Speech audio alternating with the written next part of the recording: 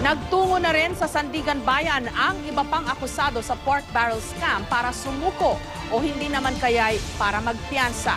Kabilang na riyan ang staff ni Senator Bong Revilla, mga opisyal ng Department of Budget and Management at mga anak ni Janet Lim Napoles. May report si Ivan Mayrina. Dumating sa Sandigan Bayan ang mga anak ni Janet Lim Napoles na sina Joe Cristina at James Christopher. Pero todo iwas sa media na magtungo sa Sandigan Bayan 3rd Division. Naka-jacket, shades at kung todo hoodie, pantakip na mukha. Would you like to give a statement? Short statement? Short statement. Wala pang inilalabas sa warrant para sa kanila pero inunahan nila ito at nagbayad na ng piyansa. 450,000 bawat isa ang binayaran ng mga anak ni Napoles para sa 15 counts ng graft na kinakaharap nila. Surety bond at hindi cash ang ipinambayad nila dito.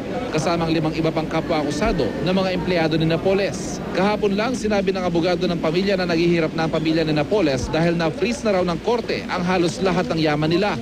Ang ginawa nila, they posted bail in the form of corporate surety. Which is cheaper.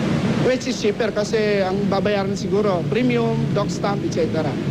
Than yung cash talaga. Kasi kung ano yung cash, kung ano yung face value doon sa bail recommended, yun ang babayaran. Humarap din kanina sa Sandigan Bayan ang abogado ni Napoles sa kasong plunder sa 3rd at 5th Division. Hihilingin daw nila sa anti-graft court na ibasura ang kasong plunder laban kay Napoles. Kung katiwalian ng taga-gobyerno pinag-uusapan dito.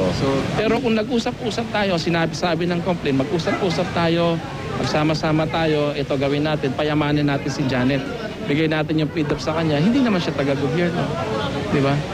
So, paano naging plunder yun? Damay din ang pamangkin ni Napoles si John Ronald Lim at driver na si John Raymond De Asis sa kasong plunder na ipababasura din daw ng kanilang abogado. Ito mga kinasuhan nila kay Mrs. Napoles, mga empleyado na wala namang kinalaman. Kung sabi nga nila, kung ang nakikipag-usap si JLN, bakit kakasuhan mo yung mga empleyado na uutusan lang?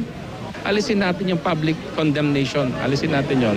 Tingnan lang natin, ito yung kaso. Sabi ni Justice Martirez, he will not be swayed by about public opinion, not even the lawyers, not even the media.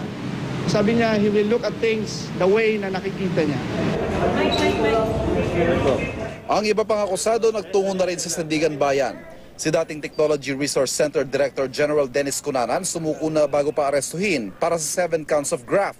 Pinroseso na siya at kinuna ng mugshot, pero nakapagpiyansa rin ng 210,000 pesos. Meron ho kaming i-final na motion for reconsideration sa Ombudsman. Binabanggit nun sa kanyang motion for reconsideration na merong absolute necessity sa kanyang testimony.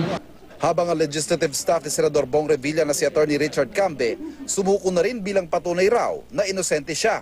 Pinagbigyan naman ng korte ang hiling niyang sa PNP Custodial Center makulong. Attorney Cambe is of course concerned about his safety here.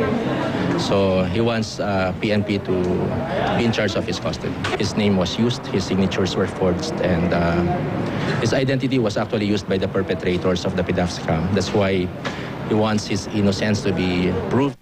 Ang mga opisyal naman ng Department of Budget and Management na sina Undersecretary Mario Relampagos, Lalaine Paule, Rosario Nunez at Marilu Bare, nakapagpiyansa na rin matapos maibaba ang halaga sa 240,000 pesos kada akusado mula sa 480,000 pesos. 90,000 pesos naman para sa 7 counts of graft ang ipinampiyansa ni Chita Halandoni na opisyal ng National Livelihood Corporation. Ivan Mayrina, GMA News.